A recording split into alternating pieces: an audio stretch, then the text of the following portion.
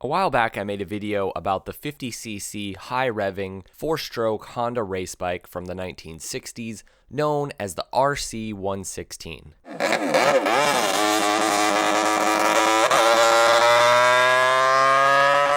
This was a tiny little 50cc twin that could speed past 100 miles per hour, and as incredible as that little powerhouse was, the real pinnacle of Honda's racing prowess in the 1960s comes in the form of this bike, the RC166. Through the 1950s, Japanese motorcycle manufacturers faced the same problem as the Japanese camera manufacturers prior to their heyday. They simply weren't trusted worldwide, and the general public thought that they were unreliable. Unfortunately for Sony and Canon and Nikon, there's no such thing as camera racing. Soichiro Honda saw a path forward for his company. Success would come if he could dominate on the biggest stage of motorcycle Grand Prix racing. Now, this is a simple idea in theory, but history would show for companies that it's really not that simple in practice. Creating a successful racing program has always been a bit of a gamble, and an expensive gamble as well. But Mr. Honda was convinced that this would be the path forward to massive growth for his company. On March 24th, 1954, some 5 years after Honda's start as a motorcycle company, and in light of recent downturns in sales, Soichiro Honda made this declaration to his employees. "The time of opportunity has arrived. I have reached the firm decision to enter the TT races next year. Never before has a Japanese entered this race with a motorcycle made in Japan. It goes without saying that the winner of this race will be known across the globe, but the same is also true for any vehicle that competes in the entire race safely. Let us bring together the full strength of Honda Motor Company to win through this glorious achievement. The future of Honda Motor Company depends on this, and the burden rests on your shoulders. I want you to turn your surging enthusiasm to this task, endure every trial, and press through with all the minute demands of work and research, making this your own chosen path. The advances made by Honda Motor Company are the growth you achieve as human beings, and your growth is what assures your Honda Motor Company its future." Now, if you know anything about Soichiro Honda, you know that when he sets out to do something, by freaking golly, he does it. But he quickly realized, however, that he may have spoken a bit quick. Whether it was Italian's MV Agusta or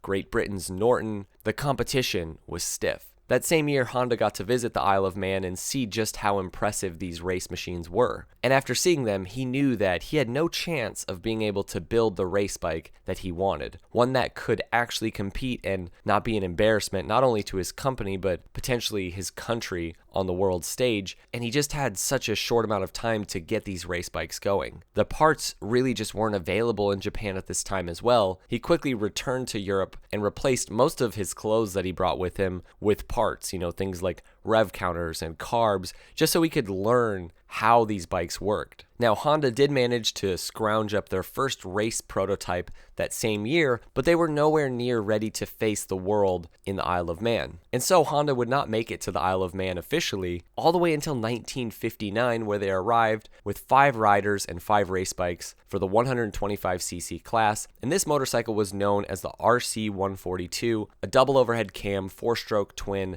that really was quite impressive. The bike weighed under 200 pounds, it utilized the engine as a stressed member, repped a 6-speed gearbox. Initially, the bikes being used for the Isle of Man had heads that only had 2 valves per cylinder, but Honda quickly saw that this wasn't going to work, so they flew in 4-valve heads. Already, this motorcycle was worlds beyond anything Honda had dreamt of building up to this point, but still far from really enough to compete. Though MZ's 2 strokes were on the rise at this point, MV Agusta was kind of the king of small, high-revving 4-strokes. Honda's race bikes were reliable, most of them finished this year, but they just weren't quite fast enough. So it was back to the drawing board for the company. Honda's first full-blown venture beyond 2 cylinders was found later in 1959. Honda announced at this time that they would be building a 250cc race bike, basically the same version of their 125, also a 4-stroke overhead cam with bevel drive,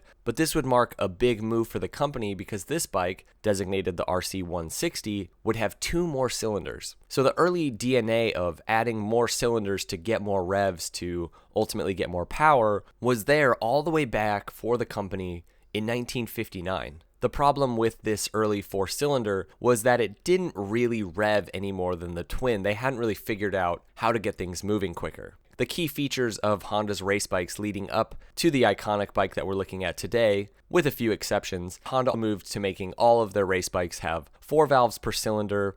They all featured light alloy heads, primary gear drive, and then chain rear wheel drive. Now for 1960, individually, none of the Honda racers won, but the company received third overall as a manufacturer, which was quite impressive. MV Agusta ruled the 250cc class with their high revving 4-strokes, and MZ ruled the 125cc class with their little powerhouse 2-strokes. It's worth noting that at this point, Honda's race bikes were revving to about 14,000 RPM. Now, as Honda moved through the early 60s, they began to dominate, especially the smaller classes of Grand Prix racing, taking both the individual titles in 125 and 250cc classes, as well as the manufacturer's world title for 1961. And also going into the mid-60s, Honda had moved their 125, 250, and 350cc race platforms to all being 4 cylinders. But at this point, 2-stroke racing technology was rapidly improving, and Honda was beginning to focus on other ventures as a company,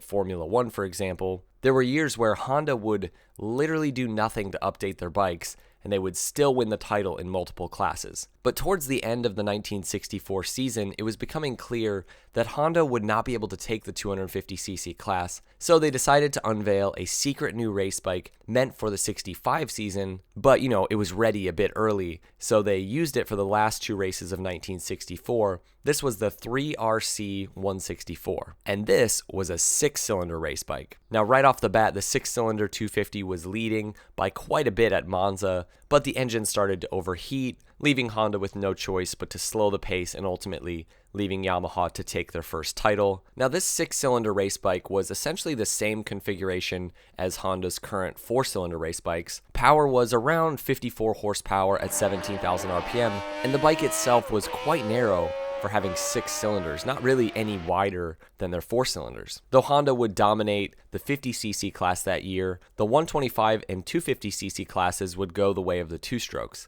At this point in 1965, the secret 6-cylinder 250 that had been unveiled at the end of the 64 season, now known as the RC 165, it was slightly updated but still only made about 56 horsepower and revved again to 17,000 RPM. As the shocking and wonderful power band of the little racing 2-strokes continued to sort of move their way up the Grand Prix classes from the smallest, and then obviously throughout history we would see 2-strokes dominate every class, Honda knew that if they were going to fend off the 2-strokes, they would need to do something drastic if they wanted to once again dominate those smaller classes. So this brings us to 1966, arguably the standout year for Honda in its entire history, or really any manufacturer's history, at least in terms of overall results for all classes. Honda managed to take the manufacturer's title in every single class, from the little 50cc screamers all the way up to the big 500cc, basically, the MotoGP of its time. And they won 3 of those titles. No other company since has dominated from the top to the bottom in any given season. This year, Mike Halewood would also jump over to Honda, not only to the 350cc class, but also to the 250cc class, on board the all-new version of this ridiculous 6-cylinder RC 165, which had now been designated the RC 166. Massive improvements brought the 6-cylinder 250cc bike all the way up to 65 horsepower with a red line of 20,000 RPM. Sure, Honda's little 50cc 2-cylinder race bike was revving up almost to 22,000 RPM at this point, but what's so insane is that Honda could do this with so much going on. 6 cylinders revving that high, the sound is just magical.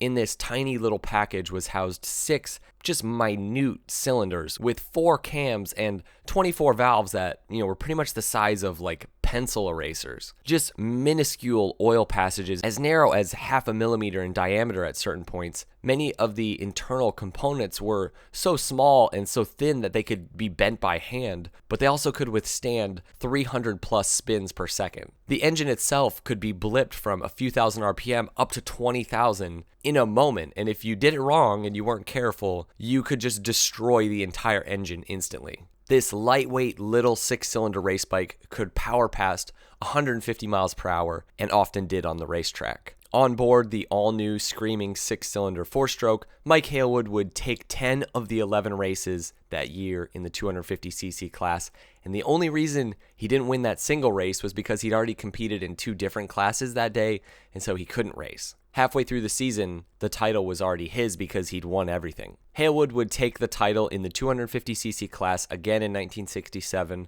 again on board the 6-cylinder RC 166, but this would mark the final season for the high-revving Hondas. The company decided to leave racing. After leaving their mark, the future would ultimately be in the hands of the 2-strokes, really only to be taken down later as the rules changed. As quickly as Honda had burst onto the Grand Prix racing scene, they also left it. But they had left their mark, and one has to wonder what the future could have been for Honda's high-revving 4-strokes. When Honda would return to racing, they would take a completely different tactic that really didn't end up working, and you wonder what another, 5 years of developing these high-revving race bikes, could they have made motorcycle engines that revved even further? But really, Honda had shown that a company could, with very little time and really no experience, jump headfirst into this thing that we call Grand Prix racing, and not only make massive strides, but also just do things completely different than everybody else. What really sets Honda apart is the amount of time it took for them to go from really having no clue how to make a performance machine.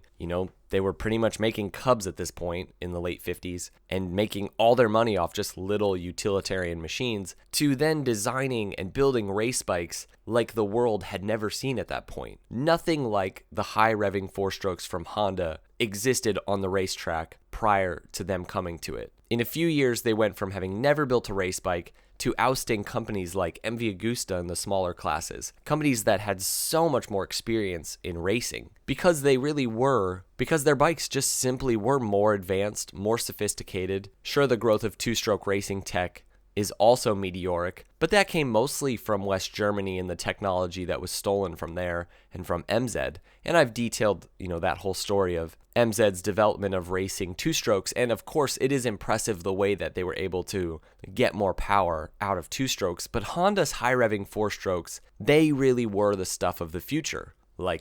50 years into the future. And again, the fact that they got to this point so quick, looking back at Honda in, say, 1958 just versus, say, 1962, those 4 years of growth in racing technology are somewhat like looking back at Ed Sheeran singing at the age of 14 versus 18. I think that Honda's history as a motorcycle racing company and how they overcame the competition through the 1960s, it's really helpful for understanding the company today, because if you've watched MotoGP for the past few years, you know that once again Honda finds itself against the ropes in Grand Prix racing, and especially at the very top, where there's just such a small margin of error. It certainly doesn't help that their star seems better at yeeting himself than winning races. Until last year, their RC213V had become quite outdated. Ducatis seemingly dominate the grid with their patented L4 engine. It seems no matter how good the rider is aboard the Honda, the Ducatis are just faster everywhere. But with how fast these motorcycles are and how consistently lap records are broken every single week, it's hard to fathom any manufacturer coming out with any bit of meaningful advancement over the next few years. It also doesn't help that sport bike sales have been in decline for well over a decade. The goal of winning to grow in terms of development, like we see in Soichiro Honda's original speech to his employees, being able to build your production sales worldwide through racing, that route made sense in the 60s for Honda, but it really doesn't seem to make sense today. Though still the dominant force in motorcycle production, Honda faces the same question. Is racing the path forward? MotoGP and of course Formula One are growing sports in and of themselves, but the line between wins on Sunday and sales on Monday is kind of more blurry than it's ever been in history.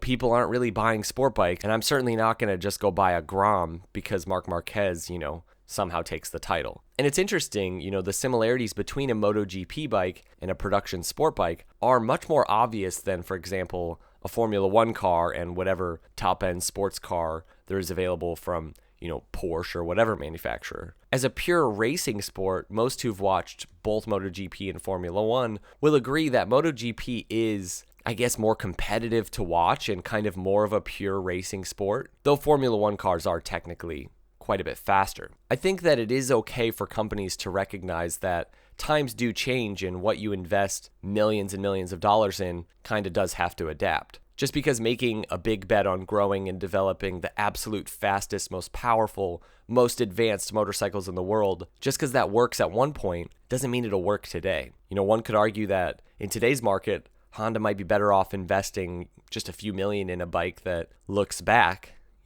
versus spending a few $100 million on bikes that look forward. A good retro bike, maybe they're out to go instead of a sport bike for the track. But, Honda's venture into racing did so much more for them through the 60s and then the 70s than, just make high performance motorcycles. Honda's ability to make the ultimate touring bikes in the CB750 and the Goldwing comes in many ways from those high revving four strokes. Honda's ability to make reliable engines definitely comes back from those reliable race bikes. If you can make a race bike that can rev to 20,000 RPM reliably, you definitely can handle one that revs to, say, 7,000. Honda's car business as well owes so much to those original race bikes. I think that you don't always know how racing will impact your business, and you know what else? Sometimes it's just fun to win.